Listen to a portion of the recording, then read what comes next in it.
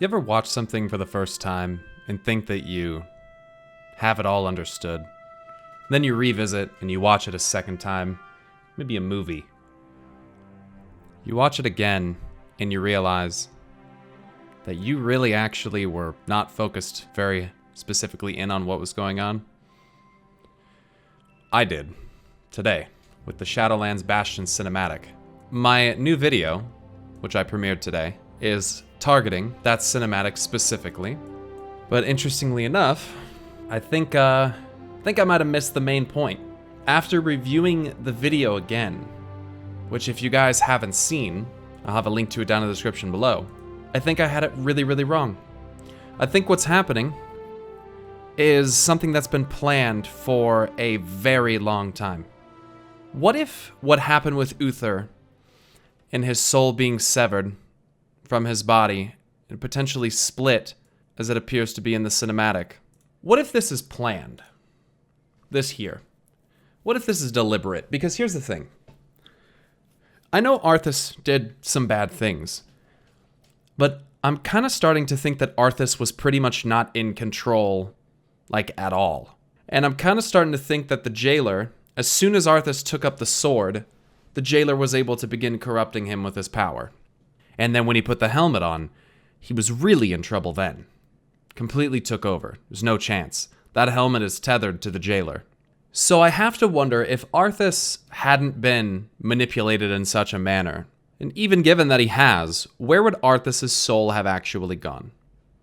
I think probably to Bastion, because everything he did was in service of his people and trying to save and protect them, up until the point where Arthas was basically lost, you know? And you'd think that the Arbiter would have to look at that with some form of pity and understanding of why that happened. Not to say that it's right, but just to understand the circumstances that led to it actually happening. I think he probably would have went there. But here's the thing. Arthas is not in control, I don't think.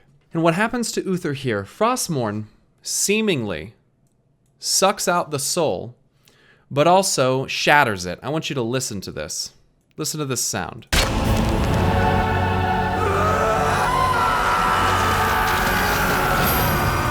You hear that? That like kind of twinkling, shattering sound? You can hear it right when you see the soul split. You know what that reminds me of a lot? That reminds me of Azerite. And you see this kind of twinkling gold dust and this blue kind of smoke, and we've actually seen Azerite appear that way in the game. You have the blue, the shadow, you have the gold, the light. Shadow and light. Now, see, here's the thing. I have a theory that Azerite is not just the blood of Azeroth, but I think it's the blood of Azeroth and Argus. Argus being shadow and destruction, Azeroth being light and creation. And I think that they're inherently tied to one another, but where am I going with this? As soon as Uther was corrupted with this power, the plan was already set in motion. In fact, Arthas, from the very beginning, this plan was set in motion. Part of Uther's light soul escapes. The light part of his soul escapes, and this is the one that we see in Icecrown Citadel, I believe, who helps us out throughout Wrath of the Lich King. This other part here goes into Frostmourne. I'm kind of thinking that the light part of his soul is actually what ended up making its way to Bastion. I think that makes the most sense to me. And it's kind of scary because at certain times you can definitely associate the light with vengeance. Obviously with retribution and justice. But think about who Uther was. One of the 5 founding members of the Paladins of the Silver Hand. And each of them was charged with upholding and basically embodying one of the aspects of the Church of the Holy Light. And Uther's was justice. Right, so he thinks he's upholding justice here. The first thing the man says when he arrives is, "I serve the light." Shouldn't the light be here then? Shouldn't that be here? The other part of him went into the sword. And then the other part, I mean, presumably was flying off towards Bastion. And then we communed with him perhaps from Bastion, I'm not sure. But the fact is that this man is acting a little bit sketch and a little bit out of character. Only coming later on to the realization that what he did was wrong. I mean, here's a couple lines out of Arthas, Rise of the Lich King. Okay, this is talking about the death of Gavinrad the Dire, and has some reference to Uther. It says here, I answered to the light boy, so did you once. It was his duty as he saw it to slay the betraying sun and stop the spread of evil. For the light's justice, is what it says. It's talking about Uther. He himself was the true weapon of the light that would strike Arthas down. The light, he has turned his back on it, betrayed it, and now it was exacting retribution through Uther the Lightbringer, its greatest champion, infusing his old teacher with the purity of its brilliance and purpose. The light seared his eyes as well as his soul. Interesting. Here's the problem. And this is where it becomes painfully obvious that I misinterpreted the cinematic earlier. Uther's a plant. And it's become painfully obvious to me after learning more about what I didn't already know from beta because I haven't had access to it and I won't have access to it until September 3rd. Uther is the sole reason for the uprising in the Kyrian. And the Kyrian are those who shepherded souls from the land of the living to the realm of the dead. Correct?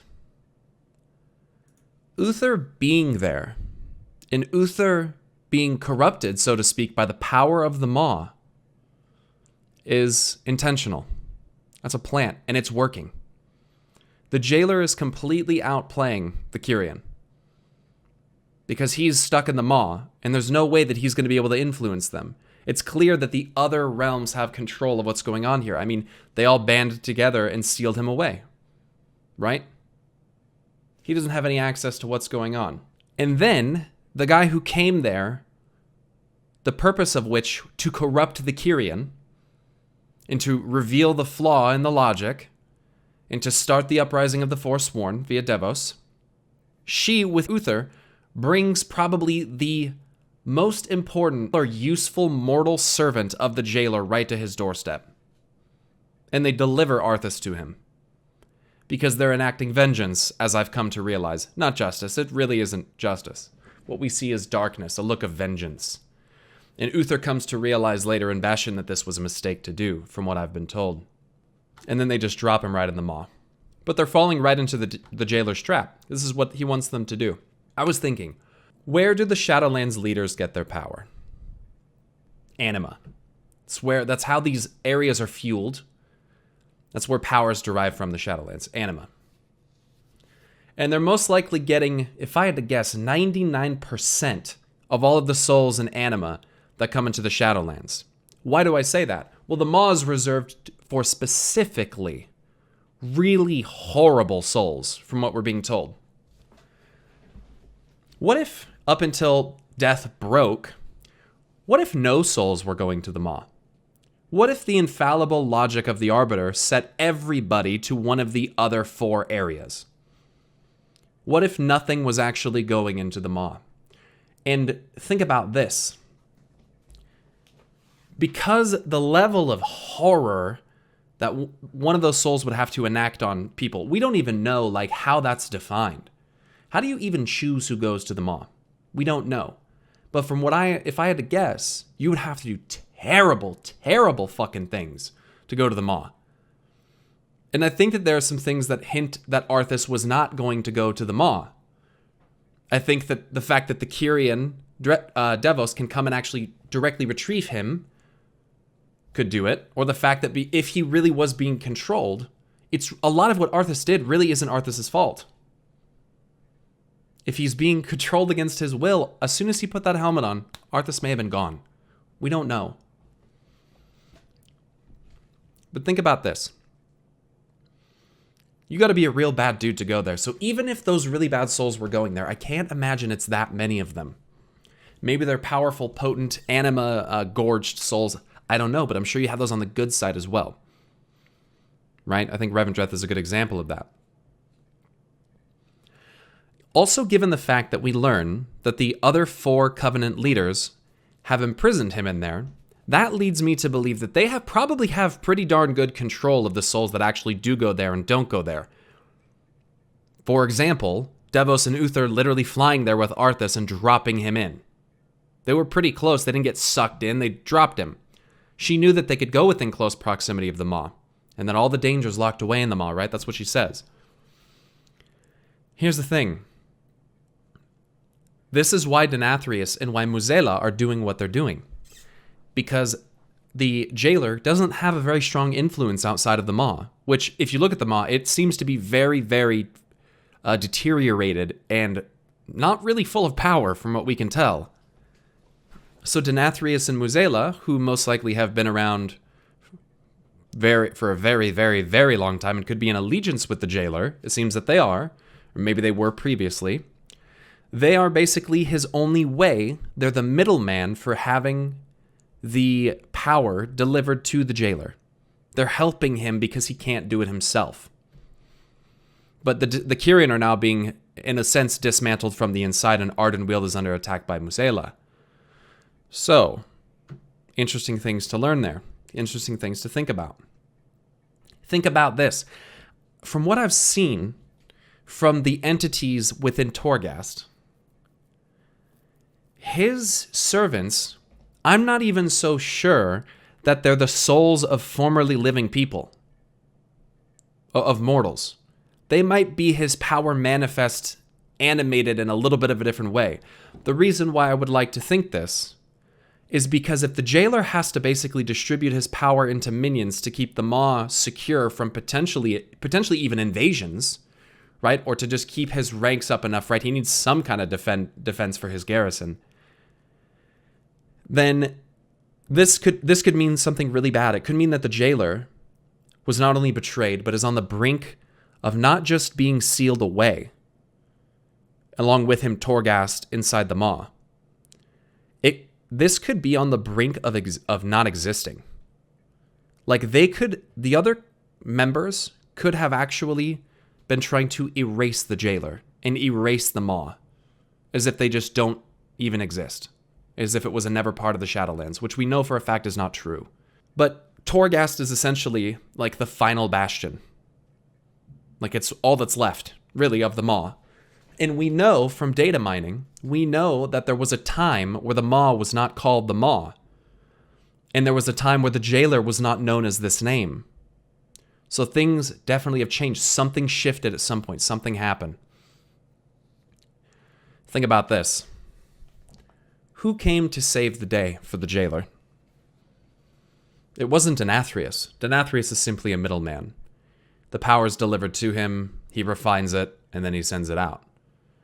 It's not Muzela. That's a very similar situation. Even though Muzela has more influence on the mortal plane than Sire Denathrius, wasn't really him. I mean, he helped a lot. But who delivered the souls unto them? Sylvanas. Sylvanas Windrunner's been the one supplying them with the power source. Now you see like the triangle happening here. And Helya is involved in all of this, probably as a direct servant of the jailer. She brought the souls here. The others just sent them to the Maw. The real deal is between Sylvanas and the jailer. And by that, I'm going to also suggest that the jailer and Sargeras are in league with one another. Because think about it this way. Not only do we already have pieces of dialogue hinting that Sylvanas was in maybe some facet working with the Burning Legion, like Gul'dan in the final fight atop Nighthold when he says, in the end, death will inherit this world and she will be waiting. Pyromancer foreboding quotes about Sylvanas as well. The old gods talking about it. This is stuff that's been planned. Without Sargeras, we don't have Azerite. Without Azerite, we don't have near the destruction caused in the Fourth War. Without Sylvanas, the Fourth War doesn't even happen. So if Sylvanas is serving the jailer, or working with the jailer, by circumstance, and by many other things that I think do connect them, like the destruction of souls and the demonic Burning Legion basically fulfilling the will of death throughout the cosmos, it seems to me that that was all planned. The veil waning because of Sargeras' sword stabbing through it, Sylvanas unleashing the final wail and blast that would shatter the realm, the veil between realms. This is stuff that's been prophesized right here. This is some endgame shit right here, I think. And it makes me wonder, if you guys have been following my theories for a while, which I'm sure a lot of you have, you'll know what I think about the Titans and life, and light even, holy light, and a potential invasion here. This may have been Sargeras' one last chance to get us off the planet before it comes. There might not have been another opportunity. When we come back, if there is a time skip within Shadowlands and we come back and Azeroth has changed, it's going to be real bad. Because we're going to come back and there's going to be forces that we weren't expecting to have dominion over the world existing here. I think endgame here, we have to side with the jailer. I don't think there's any way that we don't. I just don't see it. But this splitting of the soul goes back to the Azerite thing. Sargeras takes a sword imbued with the power of Argus and stabs it into the world. Argus's power, along with Sargeras' flame and the essence of Azeroth, create Azerite, which is a physical manifestation of the componentry of the soul, light and shadow, creation and destruction. And now we see that Frostmourne actually carries potentially an inherent ability to split the different parts of the soul from an individual. Or this could be coincidental because perhaps the light saved that part of his soul. You know, when he says, light saved my soul, maybe it's coincidental that this occurred. But if it is, I still think that it's part of the jailer's plan to infiltrate the Kyrian. I think they're probably one of the biggest stepping stones into taking over the Shadowlands. Think about this. Before the defecting of Devos and Uther's involvement, from what I understand, besides the Light and Void apparently attacking Bastion at one point, or attacking the Shadowlands, there isn't much else going on there. But there's still shit going on in Revendreth. Muzela's attacking Ardenweald, and the Maldraxxus Primus is gone. So I don't know how those things all link together, but I have a weird feeling that throughout these next 4 cinematics, we're probably going to get small hints hidden in the background that are basically showing you how the jailer used his plans to manipulate these souls and to gain access into foiling it and escaping the Maw. Because I think ultimately that's what's happening. He's infiltrating, and it's fucking working. This Arthas Menethil thing is a long play, but this is smart as fuck.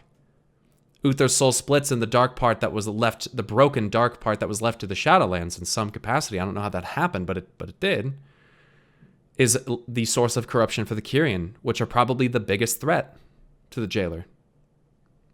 If I had to guess.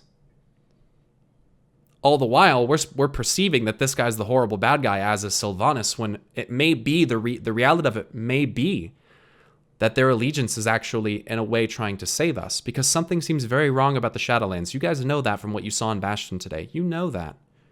There's something very eerily discomforting about the Shadowlands. So that's what I didn't say in my video today. I didn't talk about the soul splitting that much. But it's something we've seen in certain capacities in the past before. But this is definitely a play. This is intentional. So I'm excited to share that with you guys. I wanted to put this out there because I thought, man, I put out like a 35-minute video, and I didn't, after I watched it again a couple times, 3, 4, 5, 6, 7, 8 times, I'm like, motherfucker. This is just literally just showing you how he got in. And later on, you know, now we're going to show up. Probably the biggest threat to Sylvanas and the jailer's plans, if I had to guess. Either a huge threat or inherent to the success of the jailer and Sylvanas' plans. And we're going to show up, and we're probably going to stop this Forsworn thing. And we're probably going to save them. And we're probably going to save Ardenweald. And we're probably going to save Maldraxxus and Revendreth. It might be too late by then, though. That's what I'm hoping. We're super successful, and then at the very end, whoop, gotcha. Because death's going to outplay you. Believe that. Doesn't matter how much time you got. Death's coming. Remember, the end is only the beginning. You guys know the links. They're all down in the description. Support me on Patreon. Like my video here. Subscribe here, please. I beg of you. I appreciate you guys so much, and I would love to just get to 100K subs. It's like literally like my YouTube goal. 100K subs. Get the silver play button. Stick it on the wall. Content. All right. I appreciate you guys very much. Thank you so much for coming and watching this video. Stay awesome, and until next time, I'll see you guys in the Shadowlands. Peace!